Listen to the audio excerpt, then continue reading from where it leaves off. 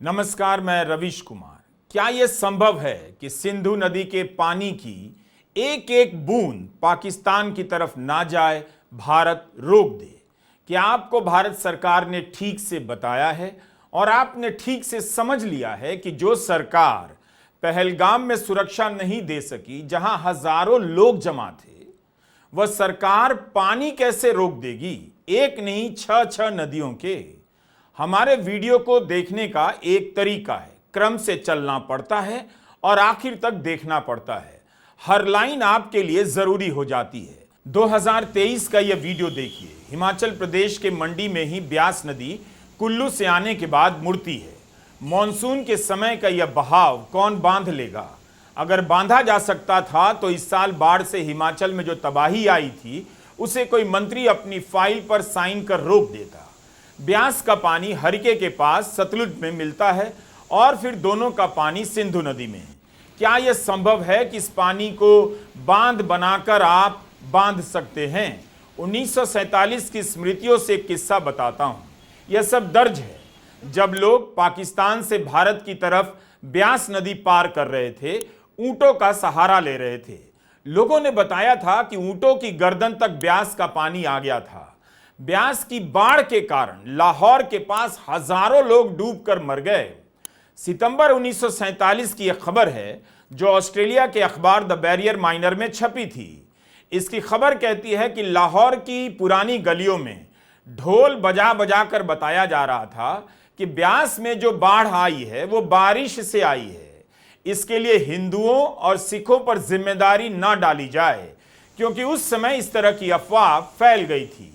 नदियों को जानना सभ्यता को जानना है और इतिहास की समझ के दायरे को व्यापक करना है। जिस तरह से बीजेपी के सांसद और मोदी सरकार के मंत्री पानी रोकने को लेकर उत्साहित हैं, जोश में हैं, उसे भी समझने की जरूरत है। उनकी राष्ट्रवादी भावनाओं पर फिलहाल शक मत कीजिए, लेकिन नदियों का जो अपना करोड़ों साल का इतिहास है वो तो जानिए। क्या नदियों को पता होगा कि 2025 में ऐसे मंत्री आ जाएंगे, सांसद आ जाएंगे जो उनकी पानी के बहाव को रोक देने की चुनौती देने लग जाएंगे? सीआर पाटिल जल शक्ति मंत्री हैं, कहते हैं पाकिस्तान को एक बूंद पानी नहीं देंगे। निशिकांत दुबे बीजेपी के एमपी हैं, कहते हैं हम सनातनी भाजपा के कार्यकर्ता हैं, तड़पा तड़पा कर मारेंगे पाकिस्तान को। उन्होंने यह भी कह दिया कि बांग्लादेश भी छटपटा रहा है, उसे भी गंगा नदी का पानी बंद करने का समय आ गया है। पानी पीकर जिएगा हमसे और गाएगा पाकिस्तान से। भारत में मान्यता है कि भागीरथ जी के तब से गंगा धरती पर आई। गंगा ने करोड़ों वर्ष पूर्व अपना रास्ता बना लिया था, तब तो बांग्लादेश भी नहीं बना था। क्या सचमुच निशिकांत दुबे गंगा का बहाव रोक देंगे? मूल बात यह है कि नदियों ने अपना रास्ता 2014 में नहीं बनाया, करोड़ों वर्ष पहले बना लिया था, जब इंसान ने इस धरती पर मुल्कों की सीमाएं भी नहीं बनाई थी। मालूम भी नहीं था कि इस धरती पर राष्ट्र का निर्माण होगा।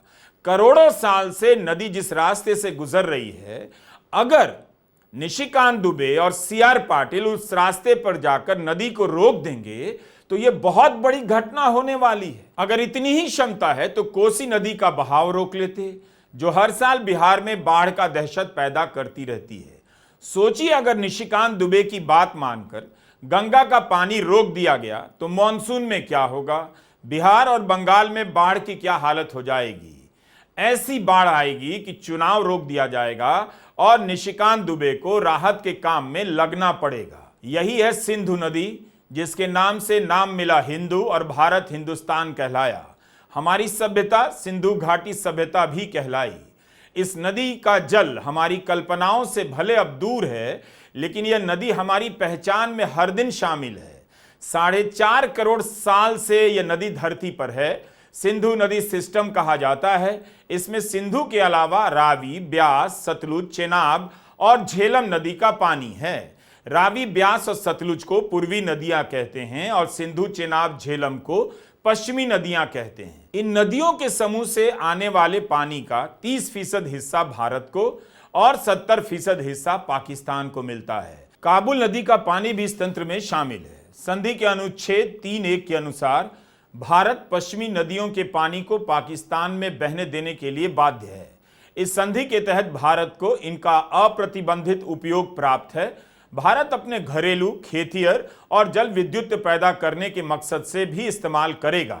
यह एक ऐसी संधि है जिसने पाकिस्तान के साथ 3 युद्धों का सामना किया, तब भी दोनों में से किसी भी एक देश ने संधि को निलंबित करने के लिए कोई कदम नहीं उठाया।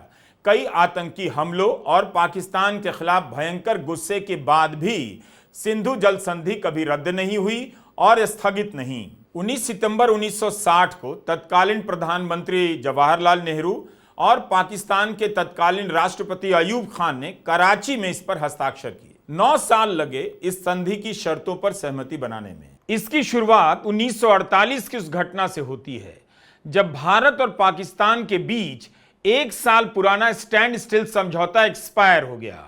इसके चलते भारत ने पाकिस्तान के कनालों में छोड़ा जाने वाला पानी रोक दिया।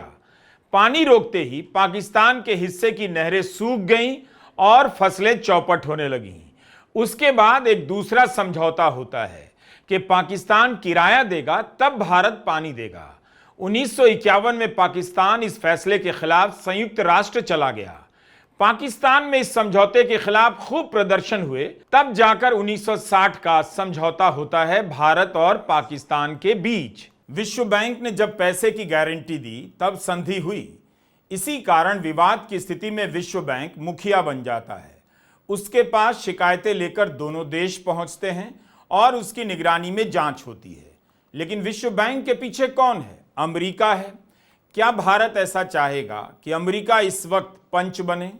राष्ट्रपति ट्रंप ने जो कहा है उसकी भी चर्चा हो रही है। 4 दिनों तक उपराष्ट्रपति जेडी वांस भारत में थे, ताजमहल घूम रहे थे, जयपुर घूम रहे थे, लेकिन उनके जाते ही ट्रंप ने कह दिया दोनों देशों को जानते हैं, दोनों से अच्छे संबंध हैं। उन्होंने भारत का एक तरफा नाम नहीं लिया।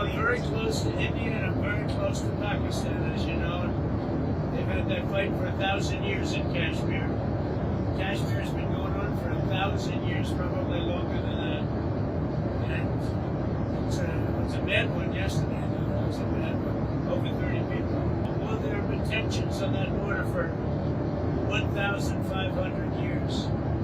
So, you know, the same as it's been. But they'll get it figured out one way or the other. I know both leaders. There's great tension between Pakistan and India, but there always has been. Trump ने 1500 साल का जिक्र कर दिया। झगड़ा वैसे 1947 से ही है, अभी इसके 1500 साल नहीं हुए हैं। ट्रंप ने किसी का साथ नहीं दिया, बल्कि यह कह दिया कि वे भारत और पाकिस्तान दोनों के करीबी हैं।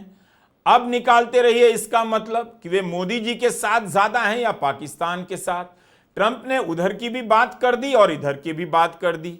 मूल बात यह है कि अमेरिका में इतनी खराब हालत है, तब भी प्रेस राष्ट्रपति के साथ विमान में यात्राएं करता है और सवाल करता है।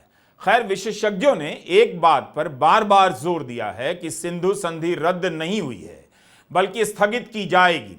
विशेषज्ञ यह भी लिख रहे हैं कि कोई एक देश अपनी तरफ से संधि निरस्त नहीं कर सकता।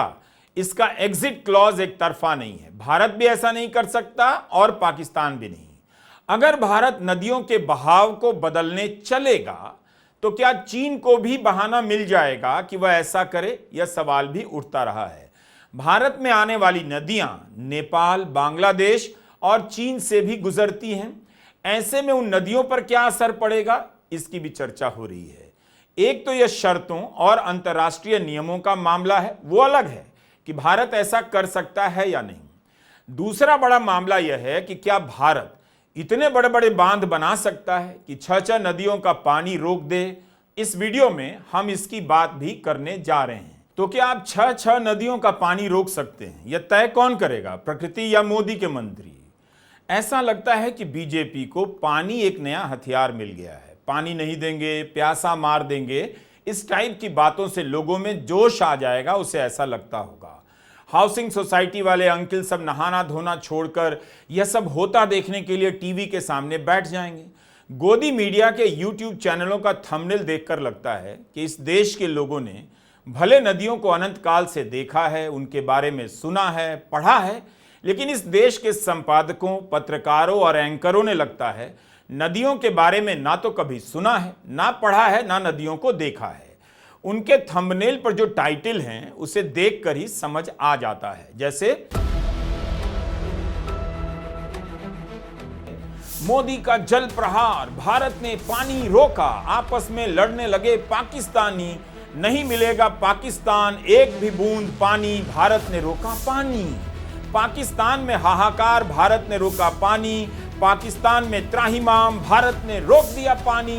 पाकिस्तान में मची चीख पुकार, वीजा, पानी, बॉर्डर सब बंद।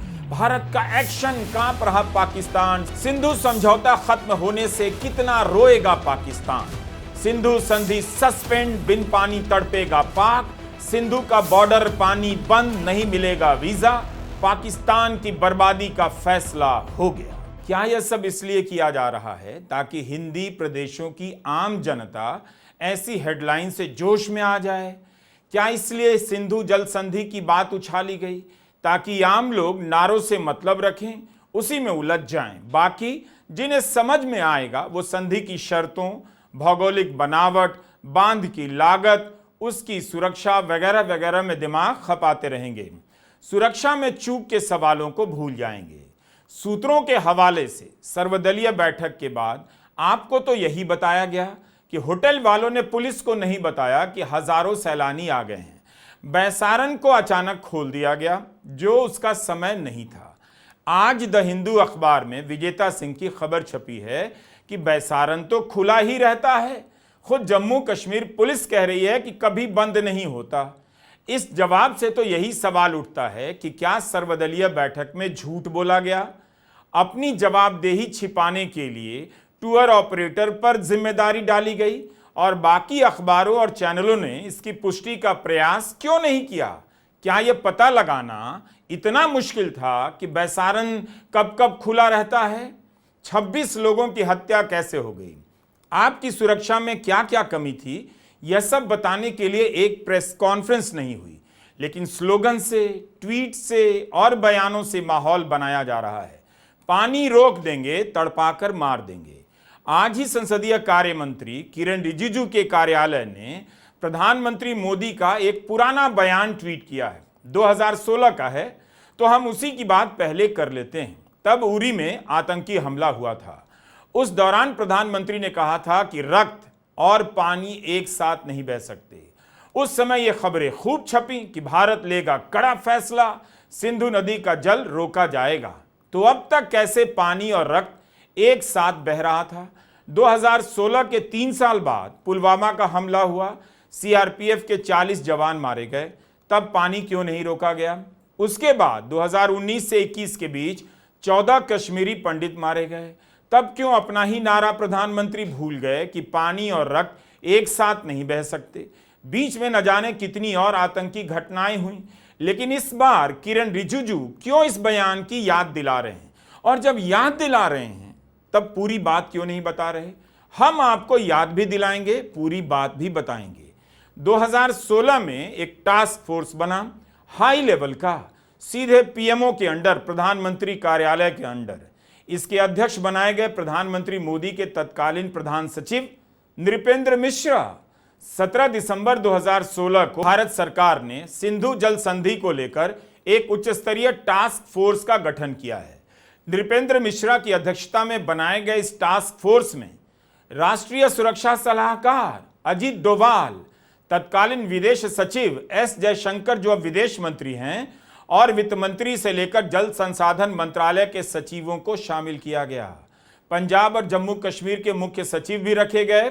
खबरें छप रही थी कि यह टास्क फोर्स एक सर्वोच्च संस्था है जिसे सिंधु नदी संधि से जुड़े सभी सामरिक फैसले लेने के अधिकार दिए गए हैं। तो इस टास्क फोर्स ने सिंधु जल संधि को लेकर क्या किया? 2016 से 25 आ गया, अभी तक क्या हुआ? 8 साल गुजर गए। क्यों अभी भी केंद्रीय जल शक्ति मंत्री सीआर पाटिल कह रहे हैं कि भारत दीर्घकालिक योजनाओं पर काम कर रहा है? 8 साल कौन सा काल होता है, दीर्घकाल या मध्यम काल? 25 अप्रैल के अखबारों की हेडलाइन देखिए, भारत सिंधु नदी के जल की एक बूंद पाकिस्तान को नहीं देगा। हेडलाइन तो छप गई, लेकिन पूरा बयान क्या है? जल शक्ति मंत्री सीआर पाटिल ने कहा है कि भारत सिंधु नदी को लेकर एक लंबी अवधि के प्लान, एक कम समय के प्लान और एक मध्यम अवधि के प्लान पर काम कर रहा है। मतलब तो यही हुआ कि भारत लंबी योजनाओं पर काम कर रहा है। तो हमने याद दिलाया कि 2016 में जो टास्क फोर्स बना था उसके बारे में भी बता दीजिए। जवाब दीजिए कि 8 साल में सिंधु नदी का पानी रोकने के लिए मोदी सरकार ने क्या प्लान तैयार किया? 8 साल में तो प्लान बन जाना चाहिए था। ये वही मंत्री जी हैं जिनके पास शीतलबेन को जवाब देने के लिए कुछ नहीं था जब वो कह रही थी कि आप वीआईपी हैं, इतनी कारें लेकर आए हैं, आपका जीवन जीवन है, हम टैक्स पेयर का जीवन नहीं। सूरत की शीतलबेन के पति शैलेश कलथिया को भी आतंकवादियों ने मार दिया।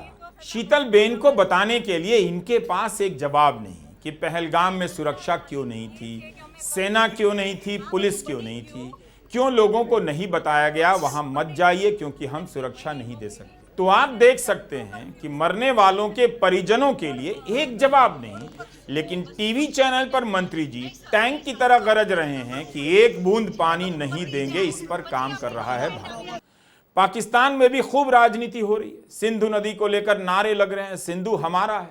जाहिर है जवाब में भारत में भी नारे लगेंगे, बल्कि पहले से लगते रहे हैं। एक सवाल इस बहस में बार बार आ रहा है कि 1960 में जो समझौता हुआ उसके कारण भारत को कम पानी मिला। नेहरू ने गलत समझौता किया। इस बारे में संसद में क्या कहा गया, संसदीय समिति की रिपोर्ट में क्या कहा गया है, अब हम आगे बताएंगे। बहरहाल नदियों के इस विवाद के सबसे मुखर प्रवक्ता निशिकांत दुबे भी हैं।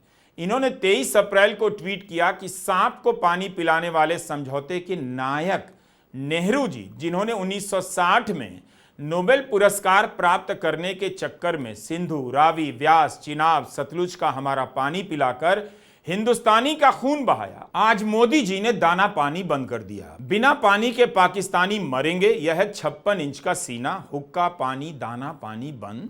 हम सनातनी भाजपा के कार्यकर्ता हैं, तड़पा तड़पा के मारेंगे।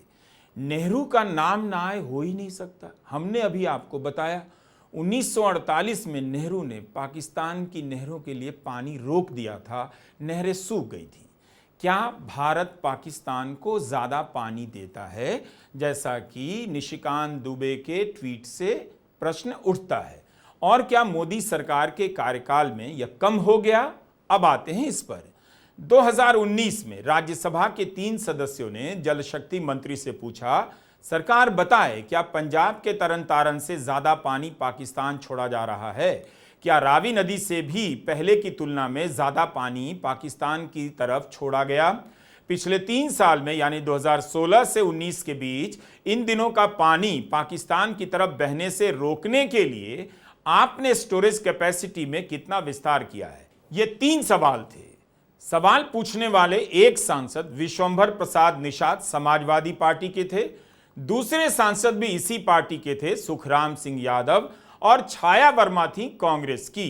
भारत सरकार के मंत्री 2019 में जवाब देते हैं कि सितंबर 2018 में खूब बारिश हुई, उसके बाद बर्फ भी गिरी, तो इस कारण पानी ज्यादा आ गया। अगर इतना पानी रोका जाता तो भाखड़ा, पोंग और रणजीत सागर बांध की सुरक्षा खतरे में पड़ जाती, और पानी अचानक छोड़ा जाता तो भारत के निचले हिस्से में भयंकर बाढ़ आ जाती। इसलिए मई और जून 2019 में पाकिस्तान की तरफ ज्यादा पानी छोड़ा गया। हमने आपको शुरू में 2023 का ब्यास नदी के बहाव का वीडियो दिखाया था। इन तस्वीरों को देखते हुए संसद में सरकार के जवाब को अब याद कीजिए कि मॉनसून के समय संभव नहीं होता है पानी को रोकना, बांध टूटने का डर रहता है और भारत के इलाकों में बाढ़ आने का खतरा, इसलिए पाकिस्तान की तरफ पानी छोड़ना पड़ता है। अगर डैम भर जाएगा तो आप बताइए क्या इस धारा को निशिकांत दुबे रोक देंगे? क्या मोदी सरकार के मंत्री भाखड़ा डैम के गेट पर जाकर खड़े हो जाएंगे, पानी नहीं छोड़ना है, पानी की धारा को रोक देंगे क्योंकि पाकिस्तान को हम एक बूंद पानी नहीं देंगे बिकॉज मोदी जी का सीना 56 इंचेस का है? क्या करेंगे आप? क्या बांध को टूट जाने देंगे या पानी छोड़कर अपने ही राज्यों को बाढ़ में डुबा देंगे? पाकिस्तान को एक बूंद ना देने के चक्कर में क्या आप अपने इलाकों में बाढ़ लाने देंगे? वही जल शक्ति मंत्रालय 2019 में कह रहा है बांध की सुरक्षा खतरे में ना पड़ जाए, इसलिए पाकिस्तान की तरफ ज्यादा पानी छोड़ा गया। और अब उसी मंत्रालय के मंत्री कह रहे हैं कि एक बूंद पानी नहीं देंगे। बताइए तो पानी रोकने के लिए आपने कौन सा सिस्टम बनाया है? 2019 के सवाल में एक बड़ा सवाल और था कि 3 साल के बीच पानी को स्टोर करने की क्षमता कितनी बढ़ाई गई। तो जवाब क्या दिया गया कि स्टोरेज कैपेसिटी नहीं बढ़ा सकते। क्यों? क्योंकि बांध की ऊंचाई से ही स्टोरेज की क्षमता तय होती है और आप बांध की ऊंचाई नहीं बढ़ा सकते, इसलिए पानी के संग्रह की क्षमता नहीं बढ़ाई जा सकती है। तो अब आप समझे। 30 मार्च 2019 को ऑब्जर्वर रिसर्च फाउंडेशन ORF की वेबसाइट पर एक लेख छपता है इफ्तिखार दराबू का।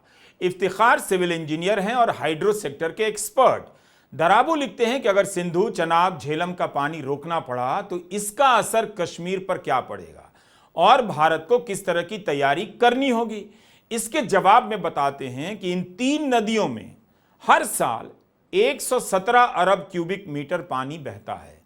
अगर हम इतना सारा पानी जमा कर लेंगे, रोक लेंगे, तो पूरी कश्मीर घाटी 7 मीटर पानी तक डूब जाएगी। अगर इतने पानी को जलाशय में जमा करेंगे तो इसके लिए भारत को टिहरी बांध की तरह 30 जलाशय बनाने होंगे। इतने जलाशय के लिए जगह कहां से आएगी और बजट कितना होगा सोचिए। टिहरी जितने बड़े जलाशय को बनने में 1 दशक का समय लगा। अगर हम कल से 30 जलाशय बनाना शुरू करें तो 10 साल से पहले पानी नहीं रोक पाएंगे। तब तक पाकिस्तान पर इसका कोई असर नहीं होगा। उसके बाद हर साल हमें ऐसे 30 और जलाशय बनाने होंगे ताकि इस पानी को रोक सकें। यह कहीं से भी व्यावहारिक प्रस्ताव नहीं है। नदी के बहाव को डाइवर्ट करने के बारे में दराबू ने लिखा है कि ऐसा करने के लिए कई 100 किलोमीटर नहरों का निर्माण करना होगा, जो मुमकिन नहीं। दोनों ही सूरतों में 30 से 50 साल तक पाकिस्तान पर कोई असर नहीं पड़ेगा। तो भारत कितनी बड़ी कीमत चुकाएगा? अभी ये कहा जा रहा है कि भारत पाकिस्तान की ओर जो पश्चिमी नदियां हैं तीनों, सिंधु, झेलम और चिनाब, उसका पानी तुरंत रोककर पाकिस्तान को दंडित कर सकता है।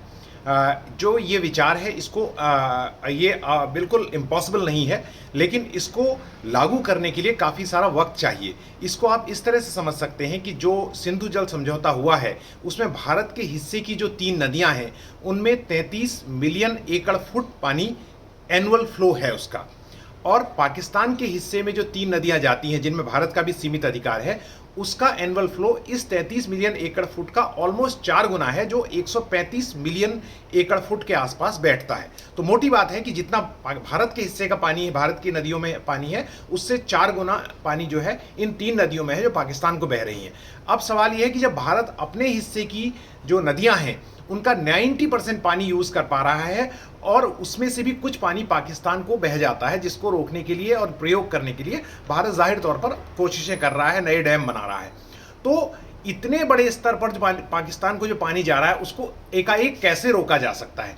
तो ये एक बड़ा सवाल है। इसको ठंडे दिमाग से सोचना है कि इसके लिए इंफ्रास्ट्रक्चर चाहिए, और भारत छोटे प्रोजेक्ट जो run of the river project उसको अलाउ किए गए हैं वो बना भी रहा है पश्चिमी झेलम, चिनाब और दूसरी सिंधु नदी पर, लेकिन उसमें पाकिस्तान की ओर से ऑब्जेक्शन भी उठाए जाते रहे हैं। तो भारत कर सकता है, अपने प्रोजेक्ट्स को शुरू कर सकता है। मिसाल के तौर पर तुलबुल प्रोजेक्ट जो है उसका रुका हुआ है काफ़ी वक्त से, जो वूलर लेक को नेविगेशन के लिए बनाया गया बन रहा था प्रोजेक्ट, वो लंबे समय से रुका हुआ है। तो भारत ऐसे प्रोजेक्ट शुरू कर सकता है। भारत को 4 मिलियन एकड़ फुट पानी को संग्रह करने का भी अधिकार है। भारत को बहुत सारी कृषि जमीन जो है, कोई शायद 13 मिलियन एकड़ में यहाँ पर आंकड़ा चेक करना पड़ेगा, उसको सिंचित करने का भी अधिकार है। तो भारत इन सब चीज़ों को ऑप्टिमम अभी यूज़ नहीं कर रहा है। तो वो अपनी ऑप्टिमम यूज़ तो कानून के तहत भी करे तो भी पाकिस्तान में जाने वाला पानी कम होगा।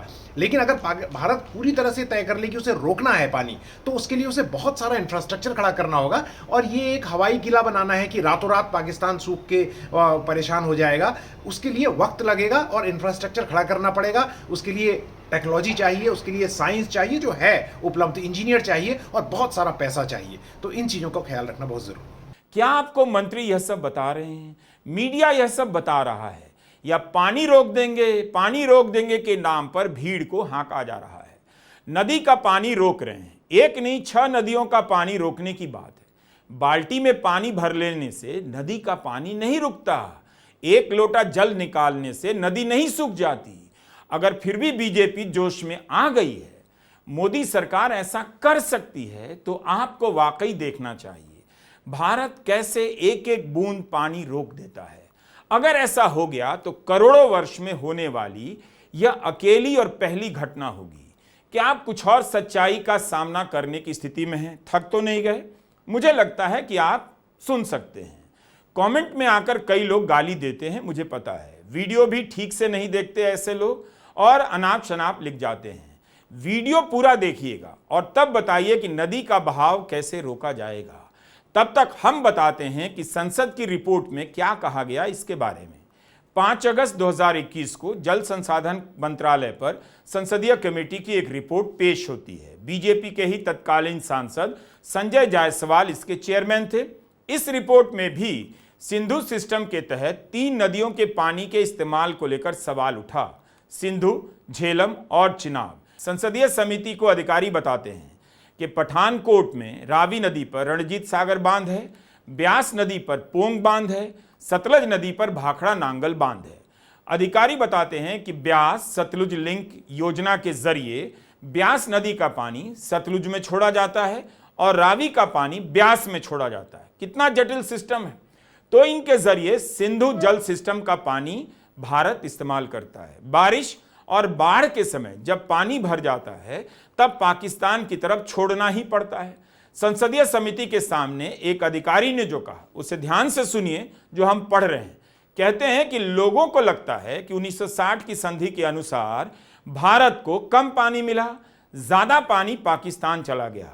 इस इलाके की भौगोलिक बनावट ऐसी है कि जम्मू कश्मीर हो या हिमाचल प्रदेश, संभव नहीं है कि इससे ज्यादा पानी हम इस्तेमाल कर सकें। तो अगर कोई यह धारणा बना रहा है कि 1960 की संधि से भारत को कम पानी मिला, वो कुतर्क कर रहा है। किस साल कितनी बारिश आएगी कोई नहीं जानता, और आप कभी इतने बांध बना नहीं पाएंगे, इतनी ऊंचाई के बांध नहीं बना सकते कि 6 नदियों के पानी को रोक सकें। यह ब्यास नदी है जिसका पानी अभी शांत लग रहा है। इसी से थोड़ी दूर पर बहती है सतलुज नदी। हमारे पास दोनों नदियों का यह वीडियो है जो 26 अप्रैल का लिया हुआ है।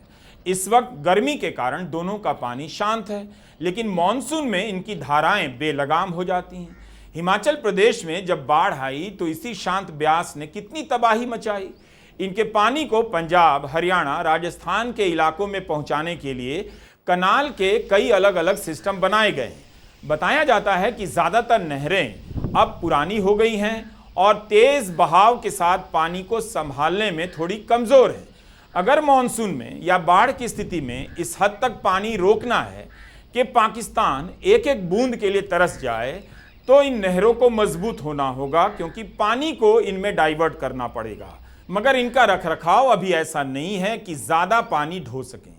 जैसे हरिके बराज से राजस्थान की तरफ कनाल निकलती है और दूसरी सरहिंद फीडर है। मौजूदा हालत में हम उनकी क्षमता का 1/3 भी इस्तेमाल नहीं करते। इससे क्या होता है, हरिके बराज के पानी को छोड़ना ही पड़ता है पाकिस्तान की तरफ। यह सब संसदीय समिति के सामने अधिकारियों ने बताया है। अधिकारियों का कहना है कि नया बांध बनाने में जितना खर्चा होगा, नई नहरें बनाने में जितना खर्चा होगा, उसे आप बिजली पैदा कर वसूल नहीं सकते, क्योंकि तब आपको बहुत महंगी बिजली बेचनी पड़ेगी। तो एक ही रास्ता है, पानी जब ज्यादा हो जाए पाकिस्तान की तरफ जाने दिया जाए। संसदीय समिति की इस रिपोर्ट में अधिकारी इस बात पर बार बार जोर देते हैं कि भारत काफी पानी का इस्तेमाल कर रहा है। भारत किसी भी तरह से घाटे में नहीं है। सिंधु जल संधि को 65 साल होने को आ रहे हैं। भारत ने जनवरी 2023 में पाकिस्तान को एक नोटिस भेजा कि संधि में बदलाव करने की जरूरत है। सितंबर में एक और आधिकारिक नोटिस जाता है कि संधि की समीक्षा और इसमें संशोधन हो। इंडियन एक्सप्रेस के हरिकिशन शर्मा और अपूर्वा विश्वनाथ की रिपोर्ट में इस बारे में काफी जानकारी आपको मिल जाएगी।